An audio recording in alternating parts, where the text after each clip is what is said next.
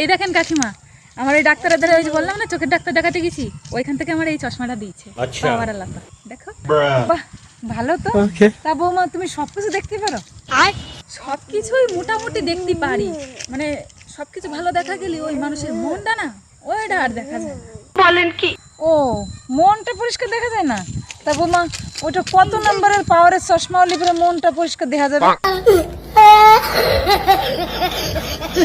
দেখ ওই দেখ শর্মি, ওইটা আমার ছেলে, ভালো না দেখতে? দেখ কেমন বলতো দেখতে। আর বাবা দিদি সত্যি তো তোমার ছেলেটাকে খুব খুব খুব সুন্দর দেখতে। হ্যাঁ তো আমার ছেলের পিছনে ক গাদা মেয়ে ঘুরে জানো, এক গাদা মানে মেয়ের লাইন লেগে যায় আমার বাড়ি। বলেন কি? আমার ছেলের ব্যবসার কথা শুনলি তুমি তো অবাক হয়ে যাবা, ওর জন্য তো আরো বেশি মেয়ে আমার ছেলের পিছনে ঘুরে জানো। আচ্ছা পরে শুনি তোমার ছেলে কেন? আমার ছেলে ফুচকার ব্যবসা করে, ওর জন্যই তো এত মেয়ে লাইনে ঘুরিয়ে। হ্যাঁ তাও আমার ছেলে না ওদের পাত্তাও দেয়। বৌমা দেখো, আমি না এসআইআর ফর্ম জমাছিলাম, আবার সেই ফর্ম আবার আমার ব্যাকে চলে আসছে। ও তাই, কই দেখি। ও তা তুমি এই জায়গায় আত্মীয়রা এখানে কার নাম দিয়েছো? আমার কাকা শ্বশুরের নাম দিছি। ও তাই এখানে তো সম্পর্কের জায়গা লিখেছে, সম্পর্কের জায়গার এখানে কি লিখেছো? আরে কি আর লিখবো, এখন তোর কোনো কথা নাই, শুধু ঝগড়া।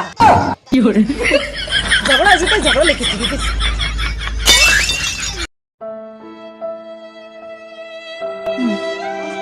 কি হলো, তুই কাঁদছিস কেন? আমার মেয়েটা জানিস খুব বড় হয়ে গেছে। আজ কি বলে জানিস? কি বলে? ওর কথা শুনে আমার চোখে জল এসে গেল।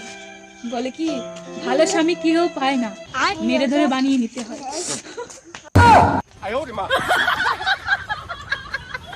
বলছি কি শাশুড়ি মা, আমার শাশুড়িটা আমি দেখতেই পাচ্ছি, তো তোমার শাশুড়িটা আর আমি দেখি নাই, তোমার শাশুড়ি কেমন ছিল? আমার শাশুড়ি, আমার শাশুড়ির মুখে মধুর চাষ, অন্তরে করলাম আবাস। বলেন কি? বুঝতে বুঝতে 12 মাস, কতদিনে আজ বাস।